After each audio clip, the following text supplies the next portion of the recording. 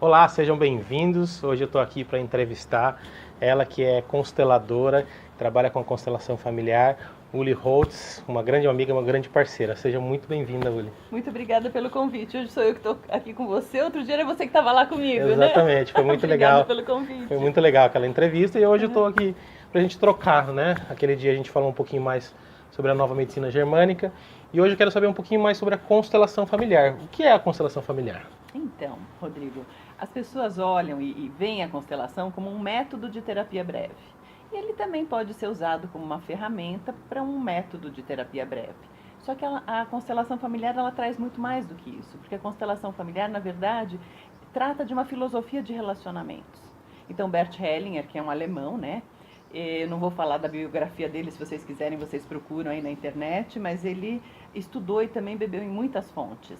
E ele trouxe para a gente, compilou um conhecimento de que ele, digamos que ele entendeu que são 3 as leis que regem os relacionamentos. E se essas 3 leis estão funcionando bem, a nossa vida flui de forma harmônica. E quando existem as encrencas nessas 3 leis, aí acontecem, entre outras coisas, também as doenças.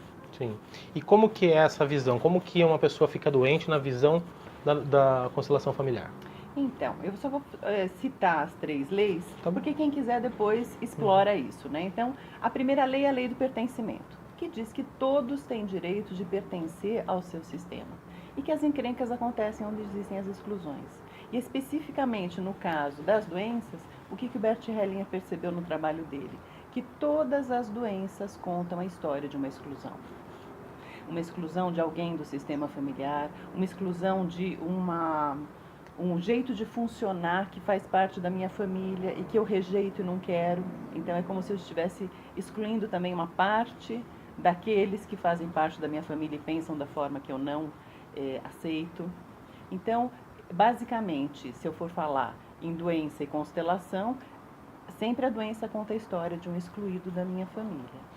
Isso quer dizer que as pessoas já estão pré-moldadas ou predestinadas a certas doenças? Pois é, aí também a gente entra numa parte filosófica, né? Sim. Que não é só pertinente às constelações, mas de um modo geral a tudo. A física quântica, por exemplo, conta que tudo acontece por ressonância. Uhum. Eles falam em ressonância mórfica, né? Jung falava em sincronicidade, quer dizer, uma coisa da qual já se fala há muito tempo, onde se eu vibro limalha de ferro, é o ímã que me atrai. Então seria aquela pergunta, quem chegou primeiro, né? Mas na verdade nós chegamos primeiro. É uma predisposição inconsciente, mas claro que a gente vem, digamos, predisposto. Talvez não a viver uma doença, mas talvez a colher o resultado que ela pode nos proporcionar. Porque sempre a gente fala, puxa, que coisa terrível, né? Mas depois que isso aconteceu, o resultado colhido e muitas vezes o upgrade pessoal que isso traz, em termos de evolução mesmo, de crescimento individual, até espiritual, às vezes é um divisor de águas. Uhum. E também voltando, né, à origem das doenças, dentro do ponto de vista das constelações. A gente também percebe, o Bert Hellinger percebeu, que doenças físicas têm a ver com encrencas com mãe. Doenças mentais têm a ver com a linhagem masculina. Então, dentro disso também a gente tem doenças específicas, dentro da lei da hierarquia, né? Porque, tudo bem, eu falei que o sintoma ou a doença geralmente tem o nome de um excluído, mas às vezes também por causa da segunda lei, que é a lei da hierarquia, que diz que quem chegou antes no sistema familiar tem precedência sobre quem vem depois, às vezes as encrencas também acontecem nesse sentido. Porque, por exemplo, eu excluo o fato de que a minha mãe ou meu pai são os grandes e eu sou o pequeno. Uhum. E às vezes, por uma fantasia infantil de salvar minha mãe ou meu pai, porque eles estão carentes, eu me coloco numa posição de superior.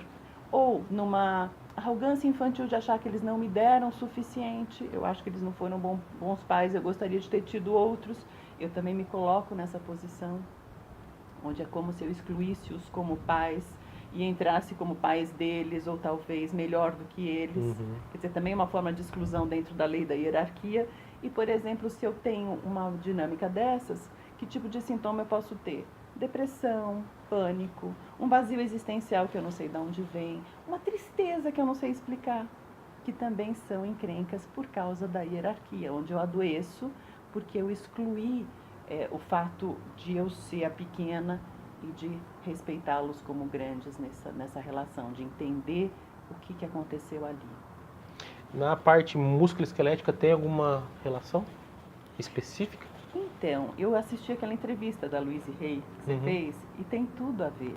Porque também na constelação, o que a gente percebe? Esse fato de eu paralisar, quer dizer, eu não tenho força para andar, eu não tenho força para ir para a minha vida, às vezes porque eu não tomei meu pai e minha mãe. Perfeito. E aí, o que me dói? O músculo esquelético. Ou de repente eu não suporto uma carga porque eu estou no lugar errado. E aquilo vai me pesar nas costas ou em alguma outra parte do meu corpo. É claro que especificamente tem as suas nuances, né?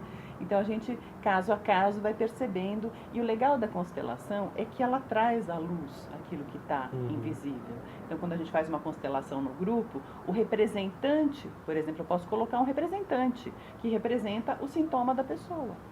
E este sintoma, digamos, ele vai grudar naquele que eu excluí de alguma forma, que eu não olhei para ele, ou por esquecimento, ou por julgamento, seja qual for o motivo. Então é muito dinâmico e muito rápido e muito prático a gente olhar também dessa forma. Então eu posso olhar para a constelação, nesse caso, como mais uma ferramenta, junto com a nova medicina germânica, junto com todo o conhecimento da Louise Hay. Então são várias abordagens que acabam se complementando. Eu até fiz o curso da nova medicina germânica porque eu queria justamente entender quando um representante no grupo me fala eu tenho uma dor de estômago, o que ele está me dizendo? Porque aí eu já sei, digamos, da raiva, eu já começo a investigar, e aí rapidinho vem e surge quem é o excluído para quem eu tenho que olhar. Então tudo isso acaba trazendo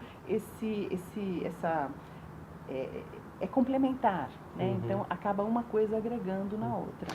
E quando você diz que, né, a constelação ela traz à luz, né, quem está excluído, ou o emaranhamento que está acontecendo ali, né? Isso é o ensinamento que aquela pessoa vai ter e a possibilidade de aprendizado e ela evoluir? Ou existe alguma outra coisa ainda que possibilita a cura para ela? Então, tudo isso é muito individual, porque o fato da pessoa estar ali, daquilo vir à luz, dela, digamos, entender, ou poder ter a oportunidade de entender o que tem por trás e ressignificar, não quer dizer que ela vá fazer esse caminho. De repente a pessoa tem muita resistência, ou às vezes a gente precisa entender ou trazer também um outro elemento para dentro da constelação, que seria, por exemplo, um ganho oculto. O que eu ganho se eu continuo doente? Porque muitas vezes a pessoa não consegue largar a pedra porque ela tem um ganho oculto que nem ela conhece, ou que aquilo não veio à luz ainda. Então não basta vir à luz, digamos, às vezes a origem do sintoma, o que acontece ali. E a gente tem que colocar, a gente tem que ir mais fundo, onde a gente traz qual é o ganho oculto, para eu entender, porque tudo, de novo, né, fala das 3 leis. Eu ainda não falei do equilíbrio. Talvez eu nem fale, mas... Charlie! Charlie! Charlie! Não, né? Charlie! Né? Agora tem gente aí, eu quero participar também. Como não? Desculpe, continue, eu não sei se... Então, deixa eu pensar. O que a gente estava falando? Da resistência. Então, o que acontece? Às vezes, quando a pessoa enxerga qual é o ganho oculto dela, ela pode optar por se liberar disso, porque sempre é assim, né? Eu me libero de. Eu não preciso que ninguém me libere. Eu é que tenho que me liberar. Quer dizer, eu libero o outro, aquele excluído, aquele padrão das minhas crenças limitantes em relação a ele, dos meus preconceitos em relação a ele. Porque tudo aconteceu do jeito que tinha que acontecer. Mesmo às vezes a gente se escandalizando com alguma coisa, você fala, puxa, mas eu não quero pertencer a uma família que tem, sei lá, um assassino, um pedófilo, um estuprador, uma pessoa que, sei lá, teve filho com a própria filha. Mas se a gente for pensar na nossa história, para trás, e às vezes a gente vê, né, as pessoas falam, puxa, meu bisavô amava minha bisavó, ele pegou ela no laço, ela era uma índia. E ele casou com ela, teve filhos com ela. O que esse homem fez? Ele sequestrou essa mulher, ele estuprou essa mulher, ele teve filhos com ela. Agora, que bom que a minha bisavó não se matou. E eu estou aqui graças a isso. Uhum. Então, quem sou eu para dizer que isso não foi bom o suficiente? Quer dizer, se eles, com os elementos deles, conseguiram fazer o melhor que eles conseguiram, e hoje eu sei mais, talvez eu tenha mais discernimento, mais sutileza no meu relacionar com os outros, eu devo isso à parte que eles fizeram. Quer dizer, eu só posso construir algo novo em cima daquilo que eles me deram. Então, cabe a cada um, na medida em que for possível para cada um, começar a entender que tudo na nossa vida conta uma grande e única história de amor. E a hora que a gente chega e de repente pode dizer sim, e muitos consteladores hoje já consideram esse sim, o assentimento, o sim a tudo exatamente como é e foi, como a quarta lei dos relacionamentos. Quer dizer, para que tudo flua bem, eu poder dizer sim a tudo exatamente como foi, porque eu entendo que eu posso não entender para onde o amor olha, mas que aquilo tem uma razão. E que aquilo, em algum lugar, em algum tempo, em alguma circunstância, constrói algo de bom. Então, e que aquilo ali também foi, digamos, o máximo que alguém conseguiu dar e viver. E ele chegou até ali. E se eu cheguei dali para frente, eu devo a eles, que vieram antes, aquilo que eles conseguiram. E se eu consigo muito mais, eu os presenteio naquilo que eles sempre quiseram. Porque quem é que nunca quer, que não quer ser feliz? Quem é que não quer viver com amor? Quer dizer, eles conseguiram até ali. Se eu consigo daqui para cá um pouco mais, eu os presenteio no meu diferente, porque eles estão todos aqui representados no meu DNA, genética ou epigeneticamente. Aqueles todos que se vincularam aos meus familiares, dentro da lei do pertencimento, eles também pertencem. Um ex-noivo da minha mãe também pertence, porque eu não estaria aqui se tivesse dado tudo certo entre eles. Ela jamais teria se disponibilizado para o meu pai.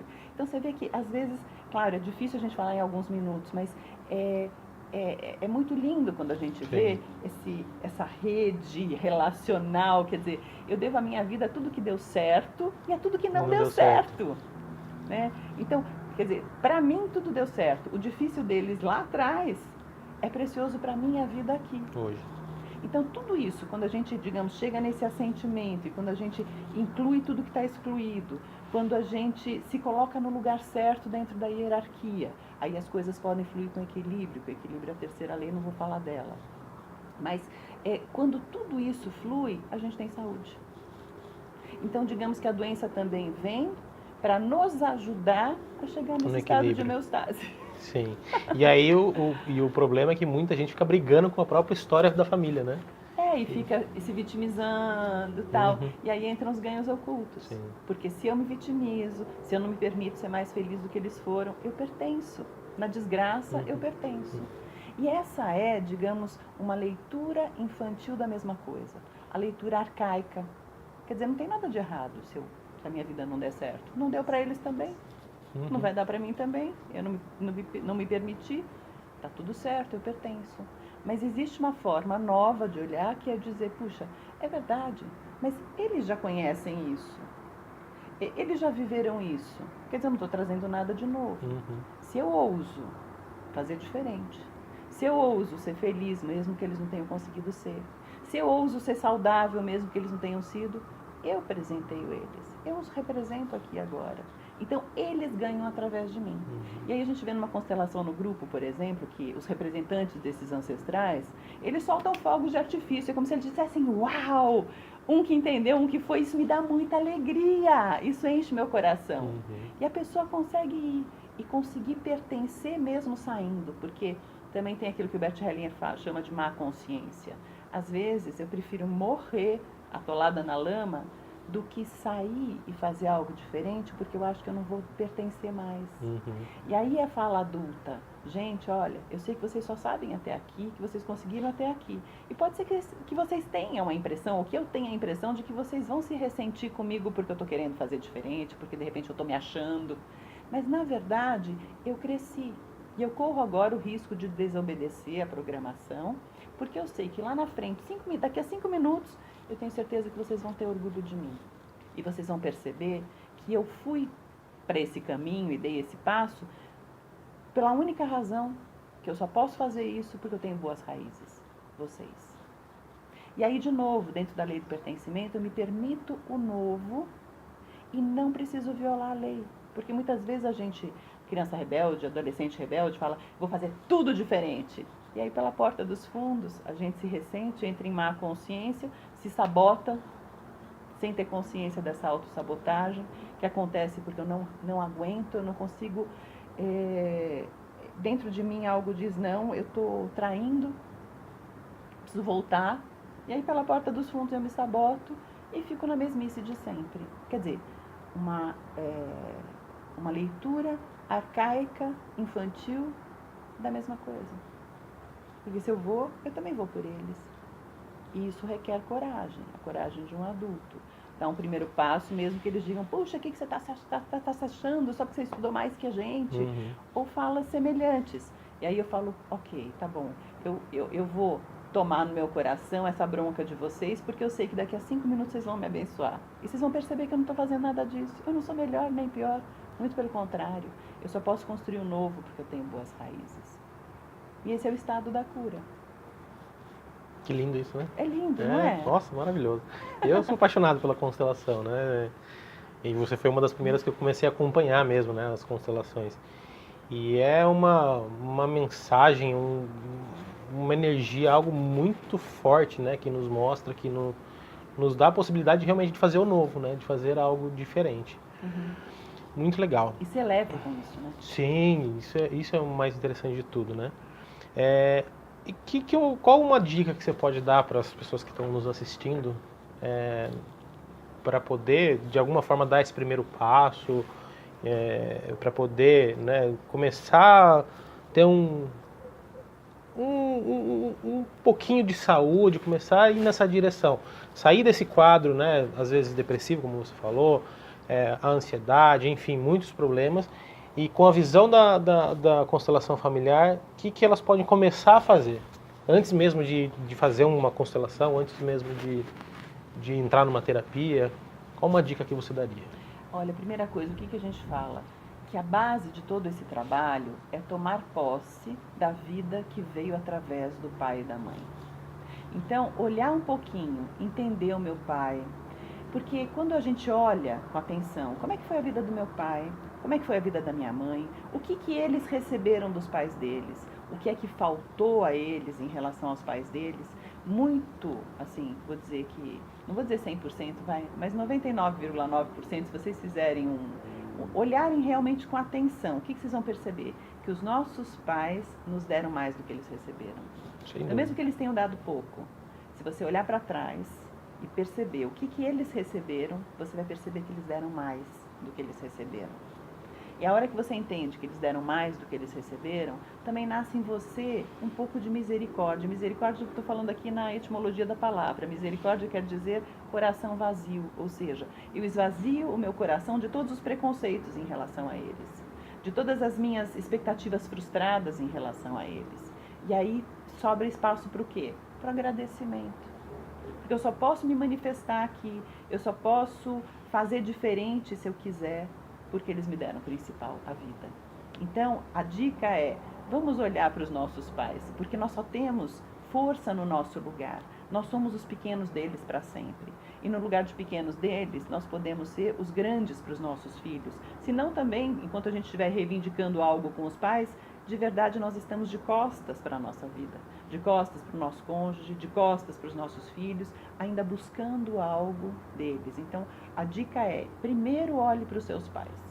Muito bom, é excelente. Acho que esse é o melhor caminho mesmo. Muito bem, quero te agradecer mais uma vez por ter aceitado esse convite. Muito legal, sempre gosto muito de ouvir sobre constelação, ainda mais com você. Muito obrigado. Eu é que agradeço a todos também. Até uma próxima. Até uma próxima. Obrigado.